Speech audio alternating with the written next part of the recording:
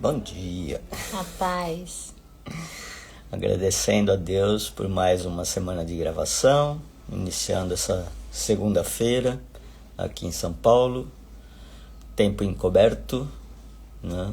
Estamos aqui com 15 graus. Fica aí um pouquinho que eu vou compartilhar primeiro. Bom dia, irmão. Tudo bom? Oi! Olha, não morre mais! Oh, meu Deus.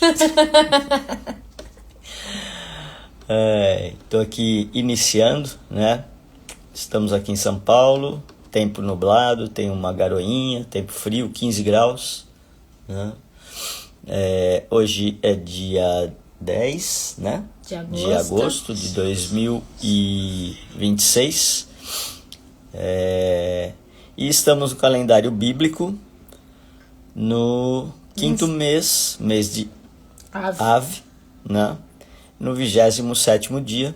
Estamos a 3 dias deste calendário que estamos seguindo, porque existem outros, né? Mas é este que o Pai pediu para que nós seguíssemos, né? E estamos a 3 dias da mudança de mês, sendo que o próximo mês inicia na quinta-feira, que é dia 12, aonde iniciam-se uma das... Na verdade, faltam 3 dias para o início do mês de Lu, que começa no pôr do sol de quinta-feira, 13 de agosto. Isso, porque dentro do calendário e do relógio bíblico que nós seguimos,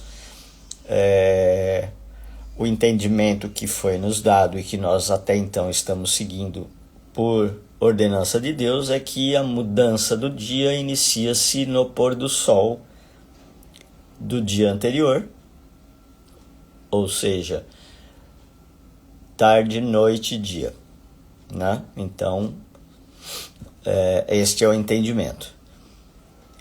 E aí inicia-se o mês de... Qual que é o mesmo? Elu. Elu, né? Que é o 6º mês. E seriam as próximas festas, aí não tem, né? Não, agora ele só quer que fale. Mas estamos num processo, né? Entrou... Zambiase.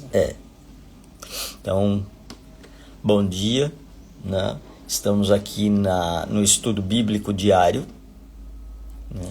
Ele é de Sinop, é o Gustavo. Ah, Gustavo. Sim. Vamos lá então? Vamos. Para a leitura? Né? Hoje, né? Oi, Jaque. Shalom. Bom dia, Jaque. O estudo bíblico, a fração bíblica de hoje, né? Que chama-se Parashá, né? Que é o maná diário do Espírito na palavra, né? Vem no capítulo 17, né, do livro de Deuteronômio. Do versículo 14 ao 20. Do 14 ao 20. Então vamos ver o que ele nos reserva. Esses imóveis. Bom dia a todos. É uma irmã, só que eu não tô conseguindo ver a fotinho para saber quem é, para dar bom dia. Dá um oi aí pra gente. Vamos lá. Quando vocês entrarem na terra que o Senhor, o seu Deus, lhes dá, tiverem conquistado aquele território, viverem nele e disserem: bem que poderíamos ter um rei que nos governe, como as outras nações ao redor de nós, tenham o cuidado de proclamar rei aquele que o Senhor, o seu Deus, escolher. Você vê que ele está falando de reis antes de reis. Exatamente. Antes do povo exigir. Até antes de juízes. Exato. Né? Né? Ou seja, o Senhor sabe de tudo, né? Com muita antecedência. Esse rei terá de vir dos seus próprios irmãos israelitas. Vocês não poderão colocar como rei um estrangeiro, que não seja israelita. Aquele que for coroado rei não poderá adquirir para si um grande número de cavalos, muito menos pensar em mandar o povo voltar para o Egito para obter mais cavalos, pois o Senhor disse: nunca mais voltem por este caminho. Também não deverá ter muitas mulheres, para que o seu coração não se desvie do Senhor. Olha a citação que ele fala aí, depois a gente vai lá para frente para Salomão. 1000. Além disso, não deverá acumular muita prata e ouro. Quando for coroado e se assentar no trono como rei, terá de fazer uma cópia desta lei do livro guardado pelos sacerdotes levitas. Essa cópia da lei estará sempre junto dele.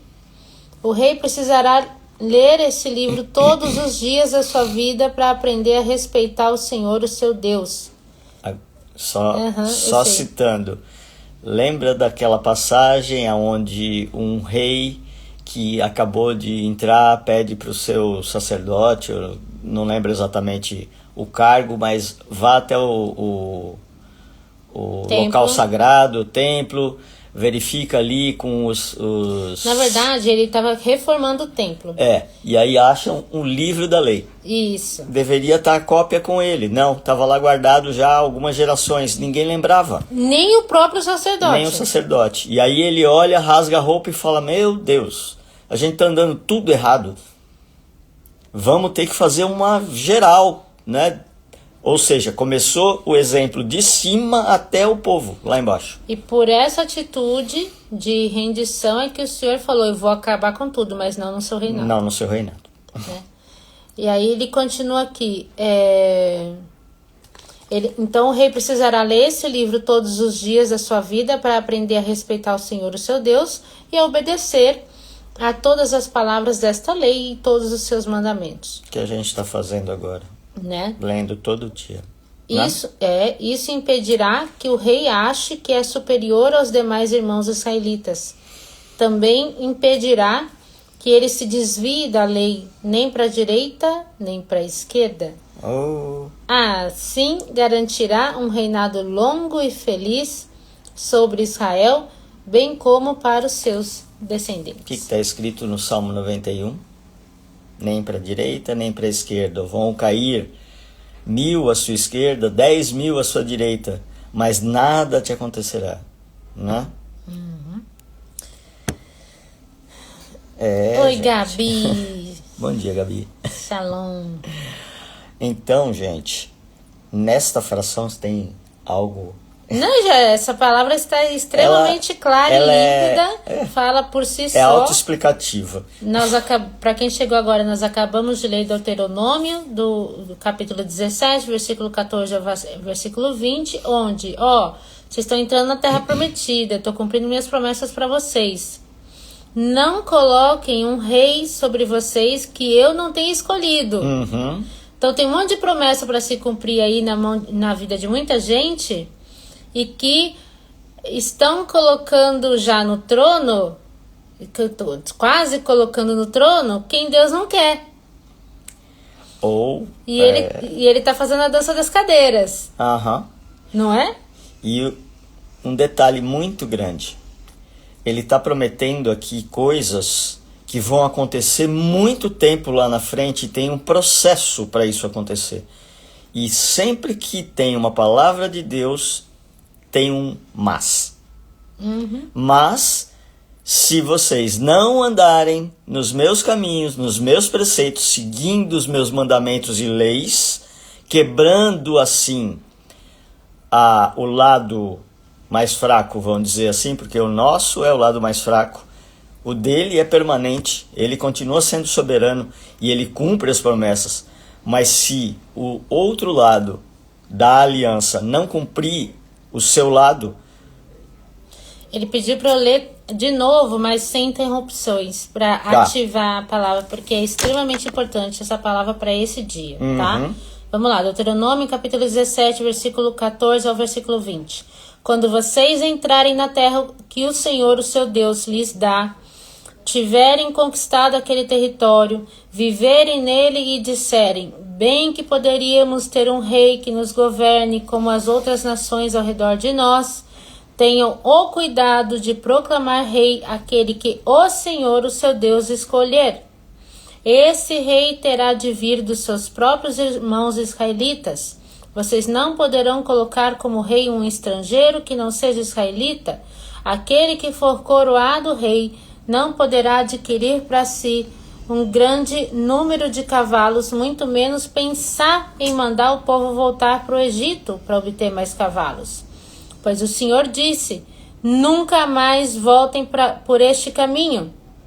Também não deverá ter muitas mulheres, para que o seu coração não se desvie do Senhor.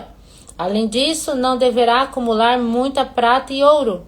Quando for coroado e se assentar no trono como rei, terá de fazer uma cópia desta lei, do livro guardado pelos sacerdotes levitas. Essa cópia da lei estará sempre junto dele. O rei precisará ler esse livro todos os dias da sua vida para aprender a respeitar o Senhor, o seu Deus, e a obedecer a todas as palavras desta lei e todos os seus mandamentos. Isso impedirá que o rei ache que é superior aos demais irmãos israelitas. Também impedirá que ele se desvie da lei, nem para a direita, nem para a esquerda. Assim garantirá um reinado longo e feliz sobre Israel, bem como para os seus descendentes. Shalom, Andressa. Shalom, a Raquel entrou também, a Érica. Então ele está sendo bem claro aqui. Você que está sendo treinado para governar ao meu lado, né? Atente-se para ter ao seu lado também só quem eu falar que é para ter. E não volte mais para o caminho que você conhecia. Vai só em frente. E não desvia, nem para direita, nem para a esquerda. E não se ache melhor do que os outros por conta disso. O seu único foco é o Senhor. A Paraxá, Raquel, é Deuteronômio capítulo 17, versículos 14 ao 20. Tami, bom dia. Eugênia também. A gente vai abrir uma outra palavra agora, tá? Só queria ressaltar, né, para quem não conseguiu acompanhar, pegue depois no gravado, porque a palavra é curta, mas é direta. Que pedrada, né? A Andressa falou. Né? Quando a Lígia me trouxe os burburinhos do final de semana, né, porque eu também fico meio afastado. Oi, Joellen, bom dia, irmã. Porque nós temos de segunda a sexta este trabalho e depois, a posterior, as intercessões. No sábado, o culto. E o sábado do Senhor, do pôr do sol de sexta ao pôr do sol de sábado. E o domingo é reservado para a família. Basicamente é isso, né? O que Ele nos deu. Essa é a receita do bolo para nós. Neste momento. Já teve outros, né? E ele vai mudando. Então, o que eu quero deixar bem claro aqui é que quando chegou para mim tudo o que estava acontecendo, as dúvidas que estavam acontecendo, a única coisa que eu falei a palavra de hoje vai ser uma pedrada direta. E não deu outra. Para aqueles que estão em dúvida, estão colocando em dúvida não as coisas do mundo, mas aquilo que Deus tem para cada um.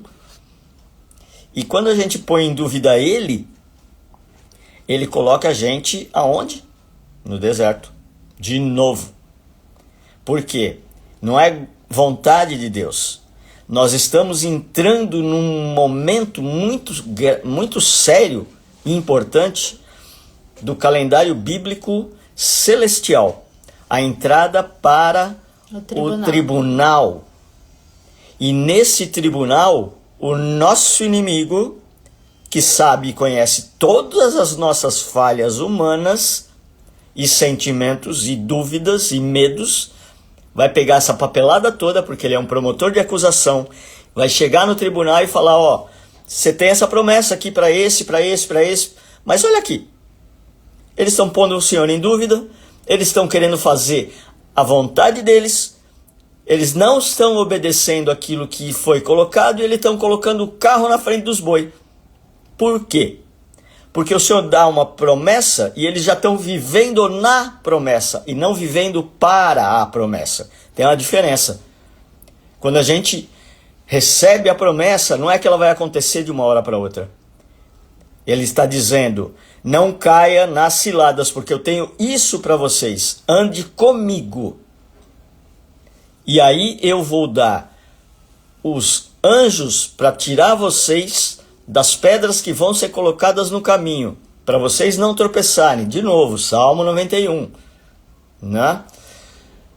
Mas, muitas vezes, aquelas pedras que serviriam de degrau, quando a gente coloca a nossa vontade em primeiro lugar e acha que a gente já pode viver a promessa, a gente tropeça. Então, o cuidado, irmãos, irmãs, é que ele é muito sucinta. Deus é muito inteligente. Ele montou aqui no mundo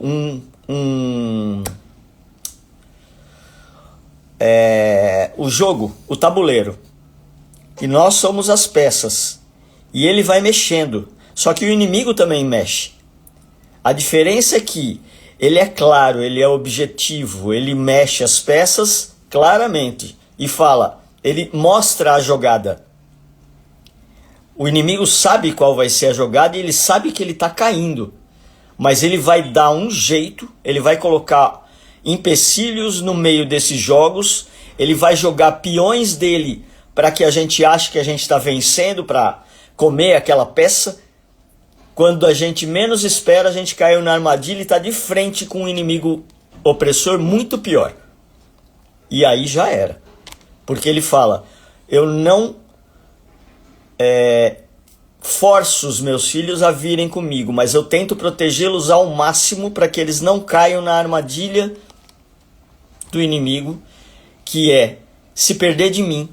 Ele respeita o livre-arbítrio, ele dá corda, ele permite até um certo ponto, mas se tiver, vai cair, ele puxa. E não é por nossa causa. E é por amor. Né? Não é por nossa causa, é porque aqueles que ele escolheu e que fizeram uma aliança com eles antes de vir para cá e que a gente esquece, né? A gente vai lembrando conforme a gente vai se alimentando o espírito da palavra dia após dia e vai se fortalecendo na fé e no espírito com bom ânimo, porque as guerras são diárias ou noturnas também, porque ela é 24 horas por dia, então não tire a sua armadura.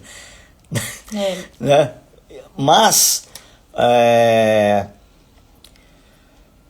quando você está com uma promessa, não o principal, né? Eu fugiu aqui o foco, mas o principal, ele te deu a promessa, viva para a promessa e não na promessa no momento, senão você vai estar, lembra daquela palavra? Se você tem alguma coisa com o seu irmão que ainda te cria um empecilho e você quer fazer uma oferta para mim, né? Para Deus, né? Corra para o seu irmão antes de fazer a oferta, porque senão você vai impregnar essa oferta e ela vai estar impura. Então, primeiro se acerte, ou seja, que nem Jesus falou, dá a César o que é de César, a Deus o que é de Deus. Mas busque as coisas de Deus em primeiro lugar. Ele quer que seja certo, ele quer que seja limpo, ele não quer que ninguém passe na frente ou passe por cima de ninguém. E lógico, se você assumir o compromisso sem perguntar antes para ele se era isso que ele queria para a nossa vida, se acerte com isso, porque aquela promessa vai estar te esperando. Mas primeiro você tem que estar limpo, né? Basicamente senão você contamina a promessa. Senão contamina a promessa. E aí o que acontece? Os escolhidos, ele vai levar. Mas como é que eles vão chegar? Ele pode chegar inteiro. Mas quando Jesus dá aquela palavra de... Na lei estava escrito, se você olhar e desejar, arranca o olho. Eu digo, se você desejar, já foi. Não é a atitude, é a intenção do coração. Então a régua subiu e os escolhidos são os primeiros. Porque, lembrei, obrigado, pai. Não é por nós. Nós temos uma responsabilidade de trazer para o caminho correto dele, não nosso, aquilo que ele direciona, as ovelhas perdidas. Esse é o ponto. Nunca é por nós, é pela missão. É por aqueles que ainda estão dormentes, que não sabem e que precisam ser salvos. Um rei vive pelo povo e não por ele. Está aqui na palavra. Mari, bom dia. Bom dia, Mari. A paz. Abre então, por favor. Bom, Papai do Céu, obrigado por essa palavra direta que serve para todos, né? É bom a gente lembrar, porque aqui a gente também tem uma promessa e cada dia que passa fala, ó, tá acabando, pai. E ele fala, o tempo é meu. Né? Para de encher o saco. Fica aí na sua, né? Eu não tô fazendo, todo dia não tem um derramar aí. Vocês estão vivendo milagres diários e ainda tá querendo o quê? Mais? Né? Assim como falou com Davi lá, olha, eu te dei tanta coisa, você tinha que buscar aquela outra mulher, que era a mulher do outro, e ainda mandar o cara pra frente de batalha para ser morto? Vai ter consequência, né? Então é isso, Pai. Dá uma palavra agora de direcionamento para esse dia, para nós, para os irmãos, em nome de Jesus, amém.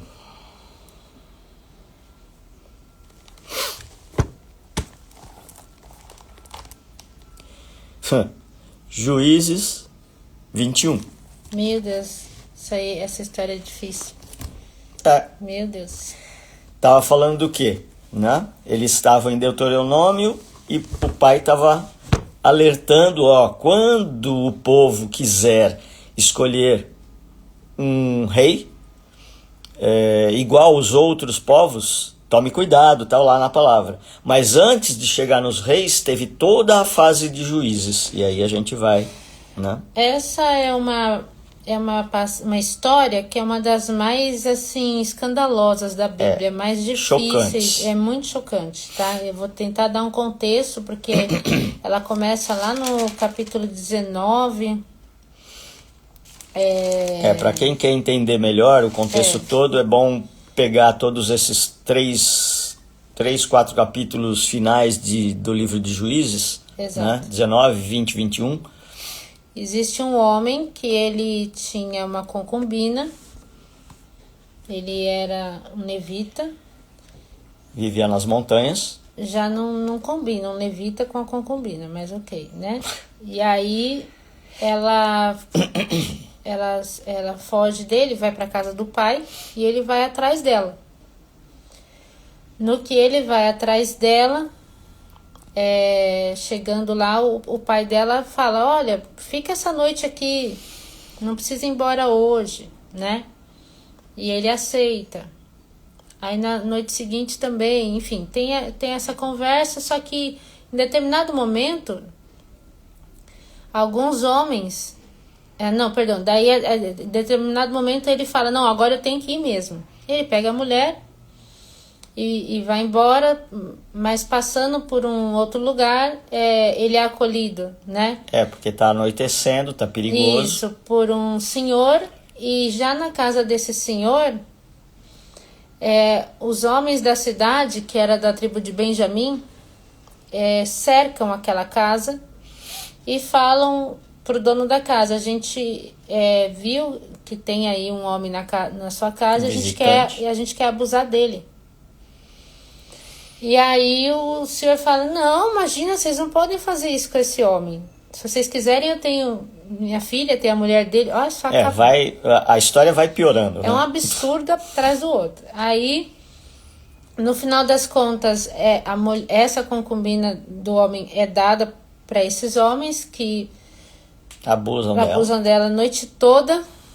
Ela fica quase morta ali na soleira da porta, até que de fato quando ele acorda e abre a porta, ela tá lá morta. Ele conseguiu dormir, sabendo que a mulher dele estava lá, passando por aquilo. E aí ele pega, divide o corpo dessa mulher. Volta pra cidade. Ele volta pra casa dele, divide o corpo dessa mulher em 12 partes. E manda uma parte para cada tribo, para falar o que aqueles homens de Benjamim fizeram. Nenhum momento talvez tenha passado pela cabeça dele que ele deixou que acontecesse também, né? Oi, Lilian, seja bem-vindo. A teimosia dele em decidir coisas que não era Ninguém consultou a Deus na história em nenhum momento. Essa é uma história que marca muito a época de Juízes, que ninguém falava com Deus. Decidiam por si só. Decidir por si só é nisso que dá. E aí as outras tribos todas se reúnem para chegar lá na tribo de Benjamim e falar: ei, dá aqui os homens que fizeram isso, que a gente vai matar eles. E a tribo de Benjamim bate o pé e fala: não, a gente não vai entregar ninguém. Protegem os... Aí não deu outra. Quase que a tribo de Benjamim é toda dizimada, né? E matam quase todos os homens. E aí no capítulo 21, que foi esse que o Senhor nos deu agora, diz assim: os homens de Israel fizeram esta promessa solene em Mispá: nenhum de nós vai deixar as suas filhas casarem com os homens da tribo de Benjamim. E o povo foi para Betel e ficaram reunidos na presença de Deus até a tarde. E choraram alto e amargamente. Ó Senhor, Deus de Israel, clamaram eles, por que aconteceu isso com Israel? Por que agora ficamos sem uma das tribos em Israel? Na manhã seguinte, levantaram cedo, construíram um altar e nele ofereceram ofertas queimadas e ofertas de paz. Você vê que depois que aconteceu toda a atrocidade, aí eles vão chorar para Deus e pedir direcionamento e construir um altar. Só depois. E começaram a perguntar uns aos outros: será que alguma tribo de Israel deixou de mandar representantes da assembleia realizada na presença do Senhor em Mispá? Pois naquela ocasião tinham feito um compromisso solene de que seria morto quem não atendesse a convocação diante do Senhor em Mispá. Todos os israelitas estavam profundamente tristes pelo que acontecera aos seus irmãos benjamitas. Hoje foi eliminada uma tribo inteira de Israel, diziam para si mesmos. E como poderemos conseguir esposas para os poucos homens de Benjamim que sobreviveram, visto que tomamos o Senhor por testemunha de que não deixaríamos nossas filhas casarem com eles? Depois perguntaram: qual das tribos de Israel não atendeu a convocação para a reunião feita diante do Senhor em Mispá? E verificaram que da cidade de Jabes de Gileade ninguém tinha comparecido à assembleia. Ao contarem o povo, descobriram que nenhum dos moradores de Jabes de Gileade estava lá. Assim, mandaram para lá 12.000 soldados, dos melhores que tinham. Eles foram com a ordem de matar com a espada todos os moradores de Jabes de Gileade, homens, mulheres e crianças. Eles disseram: é isso que vocês deverão fazer. Destruam completamente todos os homens e todas as mulheres, menos as moças virgens, em idade própria para o casamento. Executada a ordem, os soldados encontraram entre os moradores de Jabes de Gileade 400 moças virgens. Elas foram levadas ao acampamento em Siló, em Canaã. Então, Israel mandou mensageiros aos homens de Benjamim, que estavam na rocha de Rimon. Cumprindo a missão, os mensageiros proclamaram paz aos sobreviventes. Sempre sobra um remanescente, né? Os homens de Benjamim voltaram junto com os mensageiros e 400 deles casaram com as jovens trazidas de Jabes de Gileade. Mas o número delas não foi suficiente para todos os benjamitas. Isto despertou outra vez grande tristeza dos israelitas sobre Benjamim, porque o Senhor tinha aberto uma lacuna nas tribos de Israel. Os líderes da congregação disseram: que vamos fazer para conseguir esposas para os outros benjamitas? Pois todas as mulheres da tribo de Benjamim foram mortas. Temos de arranjar uma maneira de resolver isso, para evitar que uma tribo inteira desapareça para sempre. E uma coisa não podemos fazer: deixar que as nossas filhas casem com eles, porque prometemos isso solenemente na presença do Senhor. Assim, quem romper a promessa estará debaixo da maldição de Deus. Nisso, alguém lembrou aos demais da festa anual do Senhor, realizada nos campos de Siló, entre Lebona e Betel, ao longo da margem leste da estrada que vai de Betel a Siquém. Então deram a seguinte instrução aos homens de Benjamim: vão e fiquem emboscados nas plantações de uvas. Fiquem atentos. Quando as moças de Siló saírem formando as rodas de danças que é naquele dia do amor. Saiam correndo no dia de Bet-Av. Saiam correndo dos esconderijos e cada um de vocês apodere-se de uma das moças de Siló e vão para as terras de Benjamim. E quando os pais e irmãos delas, vierem apresentar queixa, nós diremos a eles: por favor, tenham compaixão deles. Na guerra contra Jabes de Gileade não conseguimos mulheres suficientes para eles, e vocês são inocentes, visto que vocês não deram as suas filhas a eles em casamento, porque se fizessem isso estariam condenados. Os benjamitas seguiram a orientação dada, e cada um deles raptou uma moça da roda de danças e fugiu com ela para as terras de Benjamim. Ali reedificaram as cidades e moraram nelas. Então os israelitas saíram daquele local e voltaram para casa, cada um para sua tribo, para o seu grupo de famílias e para sua propriedade. Naquele tempo não havia rei em Israel, cada um fazia o que achava que estava certo. Dá para entender como a gente está vivendo hoje, né? Cada um achando ou decidindo o que está certo, e ainda tem um monte de mestres, CEOs e afins, né? Treinando esse tipo de inteligência autossuficiente. Não, você pode, você consegue, você. O centro de tudo é você. Eles estão fazendo o quê? Lembra da palavra Deus? D-E-U-S. Eles estão tirando isso em português, né? Tira o D e tira o S. Fica eu. O centro, que era de Deus, foi colocado você no centro das atenções. Você está sentado no trono de Deus. Então, quando a gente diz estão enaltecendo alguém ou alguma pessoa ou alguma coisa, muitas vezes a gente está colocando nós mesmos no lugar de Deus, achando que a gente deve decidir aquilo que é melhor para nós, porque nós sabemos o que a gente gosta. Mas Ele sabe o que é melhor para nós. E muitas vezes o nosso gosto foi treinado para ser dessa forma pelo mundo, para que a gente tenha cada vez mais distância daquilo que Deus tem para nós de promessa. Então,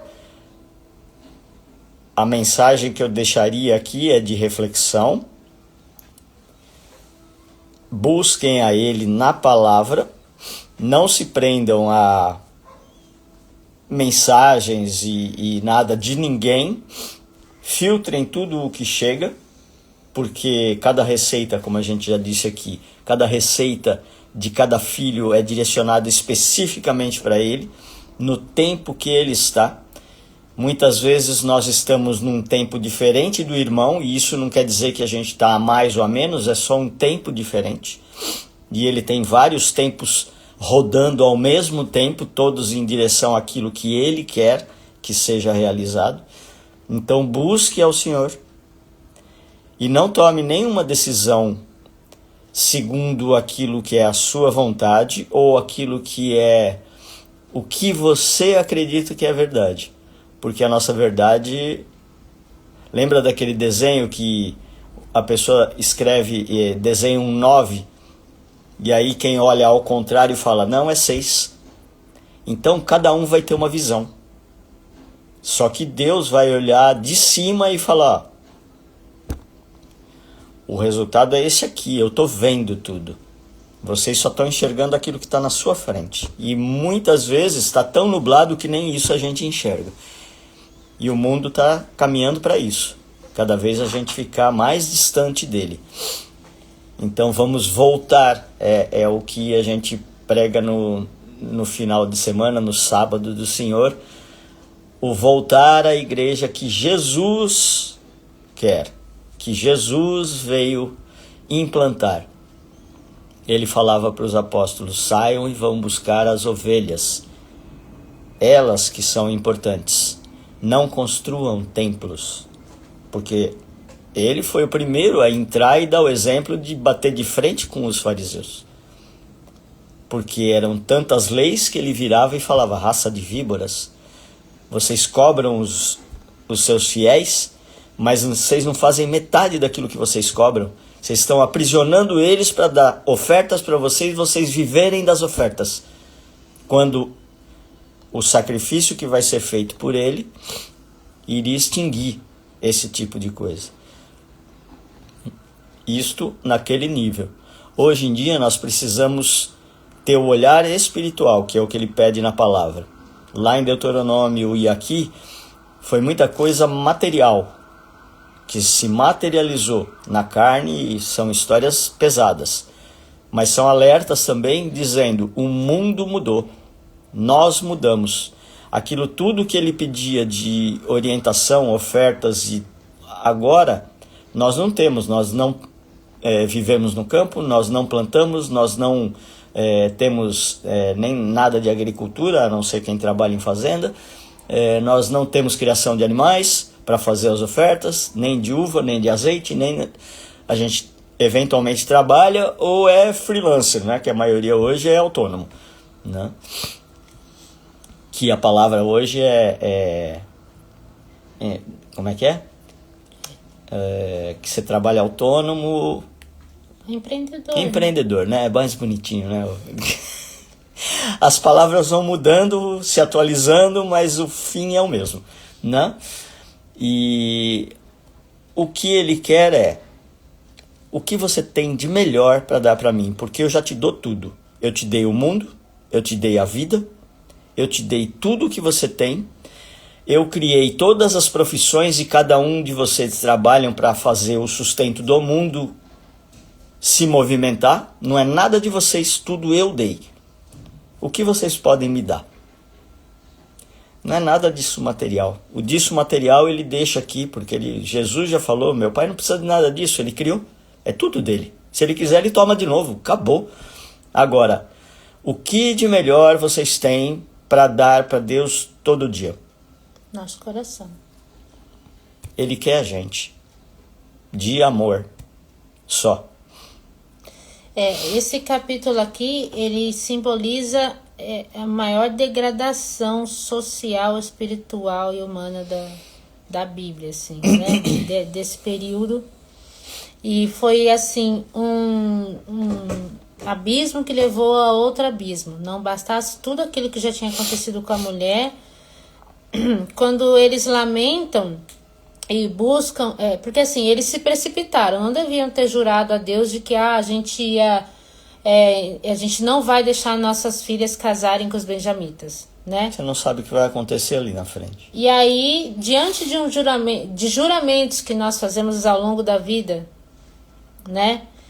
E que só Deus pode dar o caminho para isso ser resolvido, a gente sai inventando outras soluções humanas que só pioram a situação. Porque para eles resolverem o problema dos benjamitas, porque eles não prometeram não entregar as filhas, eles vão e matam uma tribo inteira, né, um monte de gente só para sobrar as virgens. Não, mas porque tinha sido jurado.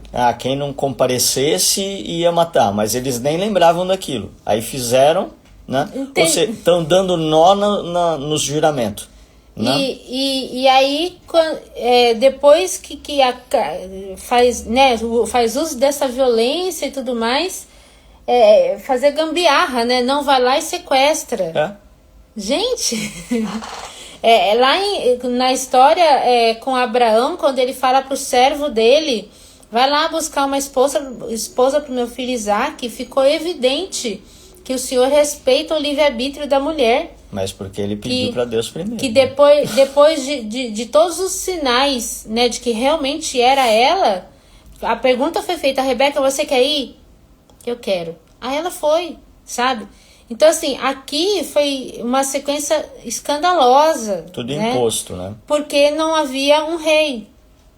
E hoje a gente passa pela mesma coisa. Porque enquanto você não reconhece que Jesus é o rei da sua vida e é o nosso rei, a gente fica a Deus dará, tipo, sabe? Perdão, essa não foi a melhor expressão. Mas o inimigo festeja, porque aí ele pode manipular do jeito que ele quer. Sabe, a gente fica assim, pela nossa própria vontade, né? Eu fiz uma besteira aqui, fiz um voto aqui e não perguntei para Deus se era para eu fazer. Agora eu vou tentar consertar e vou fazer mais isso daqui, sabe? E vai indo, e a gente vai se enrolando e vai. E a única coisa que na verdade poderia resolver de fato, né, numa situação como essa, é largar a mão e falar: para. Eu tô colocando a mão e tá dando errado. Então, Senhor, é seu. O que eu tenho que fazer? Muitas vezes ele vai dar o direcionamento imediatamente, quando é coisa urgente que ele sabe que precisa ser resolvido. Muitas vezes ele vai ficar em silêncio e você vai esperar a resposta, porque pode ser que não seja o momento. E outras vezes ele vai dar uma negativa imediata, porque você está indo num caminho que vai se perder totalmente e ele fala, para. Né? E aí você obedece. E a maior parte das vezes ele fala, não põe a mão, não estraga mais, fica quieto. Deixa que eu vou desatar esse nó aí, mas você tem que saber o que? Esperar. A gente, como é paciência. Difícil. Como é difícil esperar em Deus. Deixar Ele organizar as coisas que nós bagunçamos na nossa vida, né? Às vezes de forma deliberada, às vezes por conta da prisão da carne. Desconhecimento das leis. Exato. E então, assim, nesse caso, a ideia nunca é ir pelo caminho da culpa, de ficar se martirizando. Não vai por aí. Porque é aí que o inimigo mais pega também. Eu entreguei para o Senhor, eu tenho um pai. Meu pai resolve. Oi, Sônia, bom dia. O meu pai, ele resolve as coisas para mim, sabe? E eu só tenho que aguardar que ele vai fazer, certo? Então é isso por hoje. A palavra de hoje é essa. Convido a meditar, porque a Paraxá tem tudo a ver com essa história aqui. Na Paraxá ele fala, se vocês escolherem um rei segundo o meu coração, segundo a minha escolha, vocês vão ficar bem na terra prometida. Mas se vocês não colocarem, né, Jesus como rei, a consequência pode virar uma história escabrosa como essa aqui de Juízes 21. Saul veio de que? Benjamim. Da tribo de Benjamim. E aí? Tinha essa raiz de desobediência, como né? Fica? Ele dá uma palavra dizendo que lá na frente vai ter o rei, aí ele vem aqui em Juízes e quase é extinta a tribo de onde iria sair o primeiro rei. Né? Nada por acaso. E ele não sabe de nada, inocente, não. Ele sabe tudo. Né? Isso, gente. Obrigado, ficamos por aqui hoje agradecendo a Deus por mais essa luz, né? Que essa palavra seja chave no Espírito Santo de Deus em cada irmão e irmã, para que cada um deles se acalme no Senhor, sem tomar decisões precipitadas daquilo que Ele já deu de promessa, que Ele vai cumprir, mas é no tempo dele. E resolvermos tudo aquilo que a gente precisa resolver, porque assim como está na palavra, como nós aprendemos, não prometa mais por nada. Só diga, faço, dá para fazer, ou não faço, não dá para fazer. E entrega o controle da sua vida para Deus, porque Ele sabe o que é melhor para nós. E cada dia Ele está subindo o nível dessa entrega. Porque o tempo está se esgotando e Ele tem pressa. Não por nós. Lógico, a gente vai estar no pacote ali. Abençoado, Senhor. Estaremos e queremos estar aí com o Senhor governando tudo isto e vendo o fim dessa iniquidade toda que a gente tem mundo afora.